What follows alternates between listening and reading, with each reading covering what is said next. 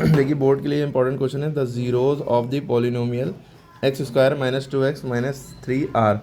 कभी भी किसी का ज़ीरो बताना है तो आप क्या करिए, उसके इस जैसे इस तरह के क्वाड्रेटिक इक्वेशन दी है तो उसके फैक्टर निकालिए, यानी x की वैल्यू निकालिए पहले। ठीक है, x की वैल्यू देखिए फाइनली यहाँ पे आएगी, और कैसे करना है ये बता रहे हैं। ठीक है, अब जैसे जीरोज बताना है यानी कि समझ लिए कि x की वैल्यू निकालनी है, एक तरह से ये समझ लिए। अब इस तरह की इक्वेशन में x की वैल्यू निकालने के कई तरीके हैं। ठीक है, एक श्रीधराचार्य रूल है, एक फैक्टराइजेशन मेथड है, स्प्लिटिंग द मिडिल टर्म है ना। तो आप लोग जो है फैक्टराइजेशन रूल से करिए इसको। उसमें क्या होता है कि एक्स स्क्वायर का अगर कोई कोएफिशिएंट है, एक्स स्क्वायर का कोएफिशिएंट है तो उसको हम सी से मल्टीप्लाई कर लेते हैं, क्योंकि आपको पता है एक्स स्क्वायर के बगल में जो होगा वो ए होगा, एक्स के बगल में जो है वो बी है, और ये जो बचा है ये सी है। ये चीज़ पता है ना। और ये क्वाड्रेटिक इक्वेशन क्यों है, क्योंकि हाईएस्ट पावर इसमें 2 दी हुई है। ठीक है, एक्स की पावर 2 है, जिसकी पावर 2 होगी सबसे बड़ी तो वो क्वाड्रेटिक है, जिसकी पावर 3 होगी क्यूबिक होगी, 4 होगी तो बाई क्वाड्रेटिक। और अगर खाली इतना दिया होता है 2x माइनस 3 तो ये लीनियर इक्वेशन है। ठीक है, क्यों, क्योंकि x की पावर फिर 1 होती है ना, जिसकी पावर 1 होगी तो लीनियर, हाईएस्ट पावर 2 है जिस इक्वेशन की, यानी डिग्री 2 है तो क्वाड्रेटिक। चलिए वो तो इसको सॉल्व कैसे करेंगे। अब एक यहाँ पे कुछ नहीं तो 1 छुपा हुआ है, ये भी याद रखिए, एक ही वैल्यू है तो 1 3 दा 3। तो हमने क्या किया, 3 का हमने फैक्टर किया, 3 1 दा 3। 3 के टेबल में कितनी बार में 3 आता है, 1 बार में। अब हमें क्या करना है, जो -2 है हम क्या करें कि ये जो है, ये जो 3 के फैक्टर आए हैं 3 × 1, तो अगर हम मल्टीप्लाई करें इनको 3 1 दा 3 आ जाए। लेकिन हम इनको कैसे क्या करें कि जो फैक्टर आए कि जो 2 भी लाना है, बीच वाला नंबर जो है जोड़ने या घटाने पर बीच वाला नंबर आना चाहिए। तो हम इन्हीं नंबरों को यूज़ करके करेंगे।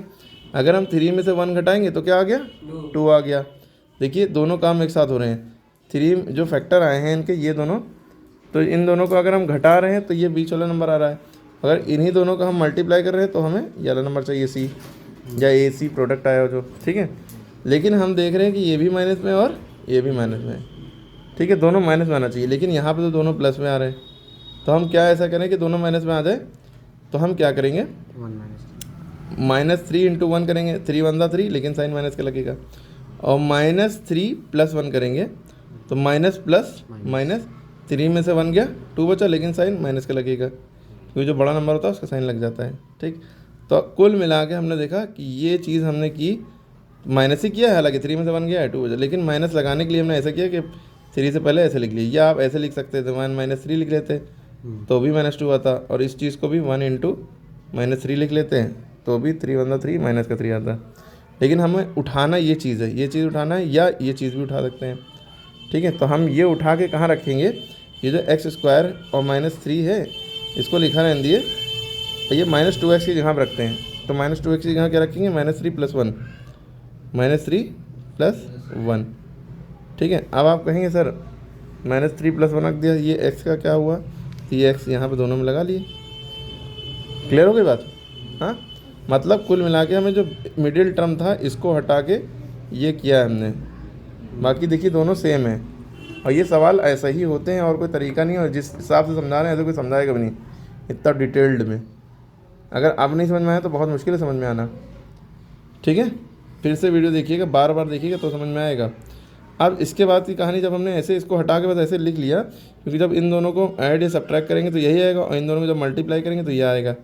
ठीक है, अब हम क्या करेंगे, कॉमन लेंगे इतना हिस्से में। देखिए कॉमन जब लेंगे तो इतने हिस्से में देखिए क्या कॉमन है, सब कुछ भूल जाइए। एक्स स्क्वायर माइनस 3x में क्या कॉमन है, x।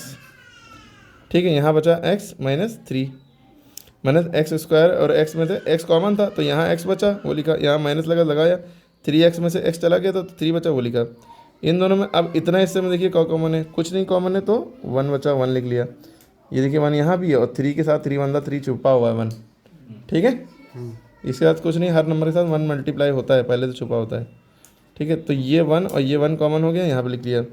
ठीक है, ब्रैकेट लगाया। अब इन दोनों में क्या कॉमन था, x तो था नहीं, ये x यहाँ था, यहाँ आ गया, -3 1 दा 3 था, 1 चला गया, 3 बचा, 3 यहाँ लिख लिया। अब जब भी सवाल इस तरह के करेंगे तो ये चीज़ देखिए सेम आएगी, x - 3 सेम आया, ये लिख लिया, x + 1 बचा, ये लिख लिया। ठीक है, x - 3 दो बार सेम था, इसको लिख लिया, हटा लिया, जो x + 1 बचा वो लिख लिया। अब जो भी हमारी x - 3 x + 1 आया है, इसको हम क्या करते हैं, इसके बाद क्या करते हैं, x - 3 यानी ये चीज़ बराबर 0 लिख लेते हैं, एक्स बराबर क्या आ जाएगा, -3 उधर जाएगा +3, क्योंकि -3 हो जाएगा +3 + 0 3 ही बचेगा, 3 में 0 प्लस करेंगे 3 ही बचेगा। फिर x + 1 बराबर 0 है तो 1 उधर जाएगा -1 हो जाएगा, x बराबर क्या आ गया -1। क्लियर हो गई बात। तो x बराबर 3 और x बराबर -1। तो जब भी जीरोस निकालना होगा तो ये जीरो ऑफ द पॉलिनोमियल हमने क्या लिख दिया 3 और -1। तो देखिए कौन सा ऑप्शन में 3 प्लस में 1 माइनस में 3 प्लस में 1 माइनस में, ये वाला ऑप्शन नंबर सी हो गया। ऐसे हम सीक्यू में बताइए 1 नंबर में ऐसे आएंगे, तो इसलिए बहुत ध्यान से देख लिए, बाकी हम नेक्स्ट वीडियो में बचे हुए बताते हैं। फिर से वीडियो देखिएगा, इसको डिटेल में समझिएगा वरना समझ में नहीं आएगा। खाली जीरो ही कि नहीं फैक्टर करना होता है तो भी इस तरह के क्वेश्चन में यही करते हैं हम सवाल में थोड़ा सा ट्विस्ट कर रहे हैं। यहाँ पर 2 लगा लिए, 2x² -2x -3 इसको करके दिखाइए।